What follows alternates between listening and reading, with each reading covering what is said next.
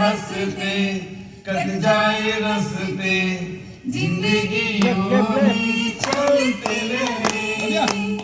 खुशी मिले या गम बदलेंगे ना हम दुनिया चाहे बदलती रहे हंसते हंसते कट जाए रस्ते जिंदगी यूं ही चलते रहे खुशी मिले या गम बदलेंगे ना हम दुनिया चाहे बदलती रहे बापूजी क्लबर प्रांगणत जस्ट संगीत আমার জ্যেষ্ঠ মৰিণীৰ সন্মানীয় সাংবাদিক জুন দত্ত ডাঙৰীয়া কেপৰমুখী কৰি সন্মানীয় অন্যতম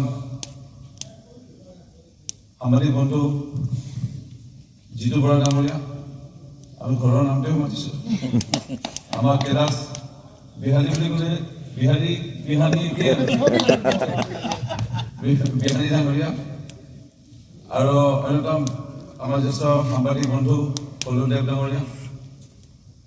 আমাৰ অন্যতম সাংবাদিক ৰাজীৱ কৰ্মকাৰ ডাঙৰীয়া আমাৰ সন্মানীয় আমি দেখা পাইছোঁ কেইজন শিল্পী খুব সুন্দৰ সুন্দৰ গীত গালে সন্মানীয় শিল্পীবৃন্দ নৱপ্ৰজন্মৰ মৰ্মহতীয় শিল্পীবৃন্দ সকলোকে আন্তৰিক শ্ৰদ্ধা প্ৰণাম জনাইছোঁ অনুষ্ঠানটি সৰু কিন্তু মই অনুভৱ কৰোঁ খুবেই এটা গুৰুত্বপূৰ্ণ বা গাম্ভীৰ্যপূৰ্ণ এটা অনুষ্ঠান আমি যিসকল জ্যেষ্ঠ আমাৰ এটা দিন বা এটা সময় আমি পাৰ কৰি আছোঁ কিন্তু আমাৰ সন্মুখত যিসকল উঠি অহা শিল্পী দেখা পাইছোঁ তেওঁলোকৰ এটা দীঘলীয়া ভৱিষ্যত আছে তেওঁলোকে সাহস পাব আৰু এই অনুষ্ঠানটোৰ পৰা মোৰ দিয়ক বিচাৰে এটা মঞ্চ পাব এটা প্লেটফৰ্ম সকলোকে শুভেচ্ছা জনাইছোঁ মৰিণী সমষ্টিত ডাঙৰ অনুষ্ঠান চলি আছে পূৰ্বাঞ্চল টাই সাহিত্য সভাৰ আমি যাবগৈ লাগিব তালৈ সাংস্কৃতিক অনুষ্ঠানত মাতিছে 12 বজাৰ মানে শেষ হৈ যাব বুলি কৈছে তাৰ আগে আগে গৈ পাব লাগিব সেইকাৰণে আমি গুচি যাব বিচাৰিম মই ৰাজীৱ কৰ্মকাৰ বিশেষকৈ উদ্যোগ লৈছিল আৰু যিসকল বন্ধু তেওঁলোকক ধন্যবাদ জনাইছোঁ আমি কেইটামান মুহূৰ্তৰ পিছতে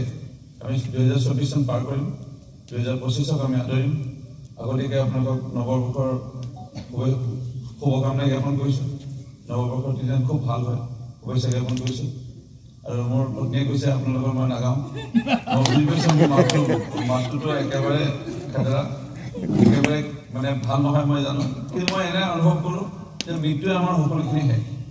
মৃত্যুৰ পিছত মই পত্নীকো কৈ থাকোঁ মই হৰদেৱানী মঞ্চক মই সদায় কৈ থাকোঁ যে মৃত্যুৱে আমাৰ সকলো শেষ মৃত্যুৰ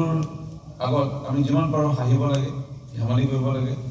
গান গাব লাগে নাচিব লাগে আমি যি পাৰোঁ অভিনয় কৰোঁ পাওঁ সুযোগ নামঘৰ নাম গোৱা সুযোগ পাওঁ কীৰ্তন কৰা ভোজন কৰা যিমান পাৰোঁ কৰিব লাগে লাজ কৰিব নালাগে কাৰণ মৃত্যুৰ পিছতো একোৱে কৰিব নোৱাৰে সেইকাৰণে মৃত্যুৱে আমাৰ সকলোখিনি পাপ কৰিব নালাগে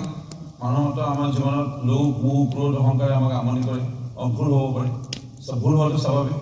কিন্তু যিমান পৰা যে পাপ কৰিব নালাগে সেইটোৰ পৰা দূৰত থাকিব চেষ্টা কৰিব লাগে সকলোৱে আৰু ভুল হ'ব পাৰে কিন্তু এটা কথা ঠিক আমি মৃত্যুৰ পিছত মৃত্যু শেষ কাৰণ মই দেউতাৰ মৃত্যুৰ সন্মুখৰ পৰা পালোঁ সৰু আছিলোঁ মাৰ মৃত্যু একদম সন্মুখৰ পালোঁ আপোন দুজনক হেৰুৱালোঁ আপোন বহু এনে শুভাকাংক্ষী বন্ধু বান্ধৱ বা জ্যেষ্ঠসকললৈ হেৰুৱাইছোঁ বহু শুভাকাংক্ষী হেৰুৱাইছোঁ হয়তো ঘৰৰ আপোনতকৈ আপোন দৰে এনেকুৱা বহু মানুহ আছে তেওঁলোকক হেৰুৱালোঁ এনেকুৱা মানুহ পালোঁ মোৰ জীৱনত মই উঠোঁ ৰাতিপুৱা 7টা বজাত তেওঁ ৰাতিপুৱা শুই উঠি 5টা বজাতে মোৰ কাৰণে এৱা গাখীৰ দি শিৱ মন্দিৰত গাখীৰ ঢালি বেলপাত দি পূজা কৰি মই চাগে 7টা বজাত উঠি পেলাই ব্ৰেকফাষ্ট কৰি আহোঁ মই 8টা বজাত